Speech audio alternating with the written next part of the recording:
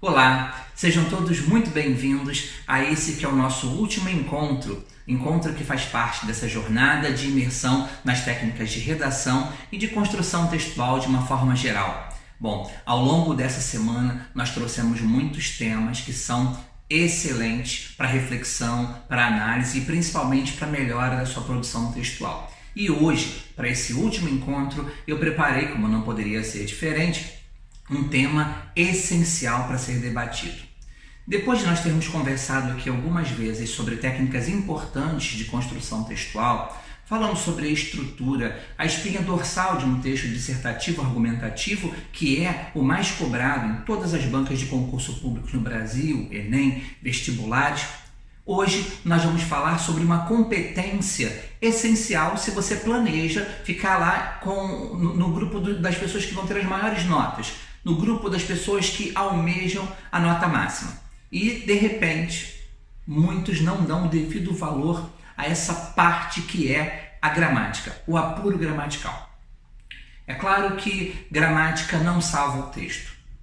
Há muito tempo atrás, muitas pessoas acreditavam, inclusive professores, ensinavam muito a gramática. Diria até exaustivamente, porque a gramática seria a salvadora da redação, a salvadora do seu texto. Mas os tempos são outros. E hoje, muito mais importante do que o apuro gramatical, muitas vezes, é a sua capacidade argumentativa. É o que todas as bancas vão analisar em primeiro lugar. Porém, não existe a possibilidade da banca fechar os olhos para falhas que sejam do nível gramatical. E quais seriam as principais falhas que aparecem nos textos aí o tempo inteiro? Bom, em primeiro lugar, as pessoas têm uma dificuldade muito grande com a gramática em todos os aspectos. Isso porque a gramática é um conjunto de normas, de regras que regem essa estrutura comunicativa. Se nós já recebemos ancestralmente essa capacidade de comunicação, por que muitas vezes vamos nos importar sobre as regras que regem a comunicação?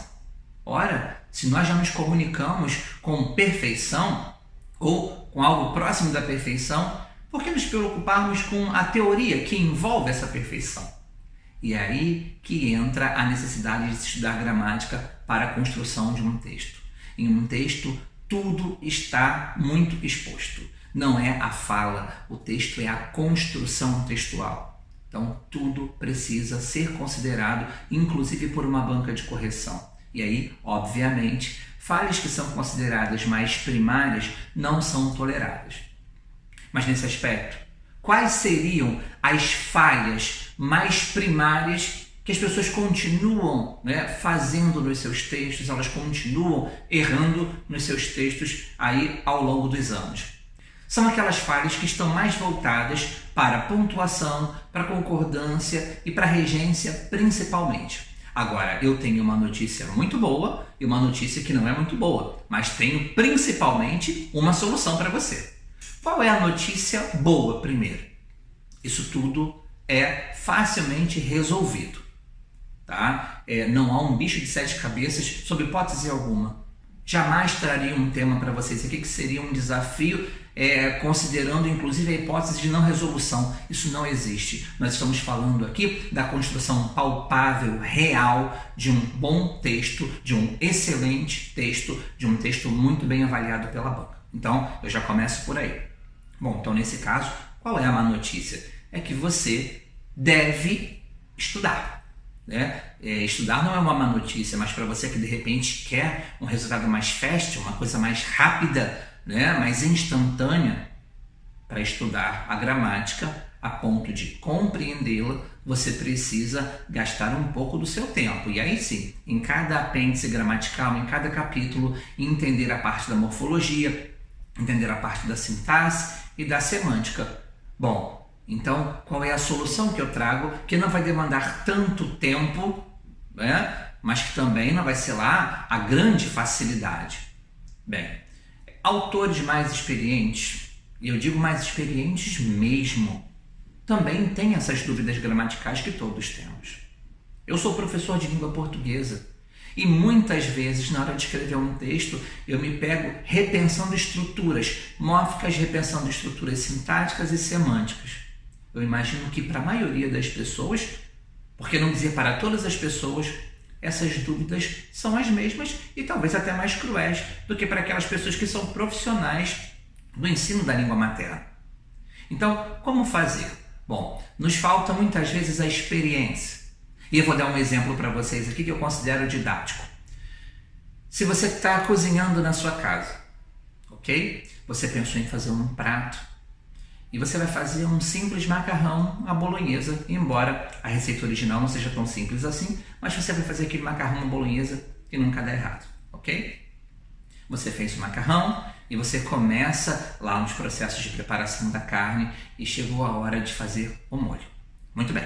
Você quer fazer o típico macarrão à bolonhesa, à moda, né? É mais tradicional possível. Então você quer um molho de tomates bem picados, você quer cebola e de repente, quando você foi até a sua geladeira ou até a sua despensa, não havia nenhum tomate.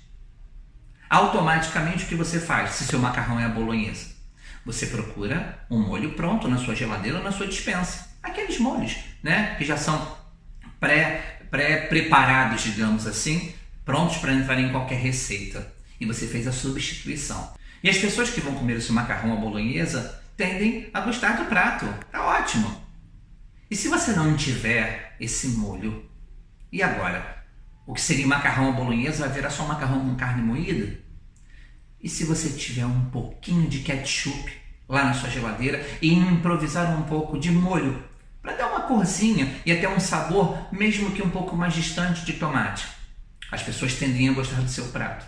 O que eu estou falando para vocês aqui é que pelo método da substituição, todas as vezes que houver dúvida, você vai conseguir se resolver. Você está na dúvida se uma palavra é com X, se ela é com SC? Então, se na hora de escrever essa dúvida no seu concurso lá, no seu vestibular, ela persiste, está escrevendo a palavra, está escrevendo o seu texto, a palavra persiste de maneira duvidosa na sua cabeça, abra mão dela. Escolha um sinônimo. O que é um sinônimo? Sinônimo é uma palavra que tem o mesmo sentido, o mesmo significado de outro. Você não reconhece sinônimos para aquela palavra, então pense em substituir a estrutura. Mantenha a ideia, mas busque uma outra forma de se manifestar no seu texto. O método da substituição, ele é muito válido. Agora, existe também a pedra no meio do caminho. Ele exige uma certa experiência. Experiência porque num processo de ensino e de aprendizagem, esse que nós estamos tendo aqui agora, não é ideal que automaticamente você aí do outro lado da tela já comece a substituir tudo no seu texto. Afinal de contas, você está aprendendo e precisa medir duas coisas. Quanto tempo eu tenho daqui, de hoje, até o meu primeiro compromisso oficial, quando eu vou ter que fazer uma redação para ser avaliada? Eu tenho 1 mês, 2 meses, 3, 4. Eu tenho um semestre inteiro para treinar? Então, preciso me permitir treinar. Preciso me permitir errar e acertar, preciso fazer pesquisa, eu preciso contar com o auxílio da internet, de dicionários. É o meu momento de enriquecer o meu vocabulário, de enriquecer aquilo que nós vamos chamar de repertório, tá? Agora, se realmente a sua prova é daqui a 1 mês, daqui a 2 meses e você precisa de um trabalho mais acelerado, já comece a ficar mais experiente nas substituições. Comece a estudar mais sinônimos, comece a observar palavras que você sempre teve dúvida, porque isso é uma coisa muito importante. Tem gente que, como dizem as pessoas no modo popular, encasquetam com alguma coisa. E assim também são com algumas palavras. Tem gente que até hoje não sabe escrever palavras simples, como piscina. Estou dando um exemplo. E confunde piscina, a escrita dessa palavra, com, por exemplo, psicologia. Tá? Então, se você é dessas pessoas, vá direto à raiz do problema e resolva da maneira mais tradicional possível, nem que você precise copiar inúmeras vezes a palavra no modo correto, até que o seu cérebro aceite que ele é o modo correto. Agora, não jogue fora, não desperdice a oportunidade de aprender a substituir expressões. Os grandes autores da língua portuguesa, inclusive da literatura contemporânea, dominam essa técnica. E se para você aí do outro lado parece fácil eu ficar falando de uma forma articulada assim o tempo inteiro, fique sabendo que aqui na minha cabeça há uma série de oportunidades diferentes para poder falar exatamente a mesma coisa. Isso é uma técnica que está em mim, sem que eu precise ler absolutamente nada, como vai estar em você, sem que você precise fazer grandes esforços desde que você treine. E nós vamos encerrando por aqui essa jornada, que foi na verdade uma semana de imersão nas técnicas de redação e de construção textual. Eu espero que todos vocês tenham gostado e aproveitado ao máximo, mas eu não vou me despedir sem antes deixar um convite muito especial. Então, se você vai fazer Enem, vestibulares para qualquer banca do Brasil, concurso público para qualquer cargo, para qualquer carreira, esse convite é especial para você, porque nós estamos lançando a partir de agora o nosso curso de redação com técnicas de aprofundamento em todos os estilos de escrita. E eu tenho certeza que isso vai fazer o diferencial na sua aprovação, no alcance das suas metas com o seu texto. Bom, deixa eu apresentar.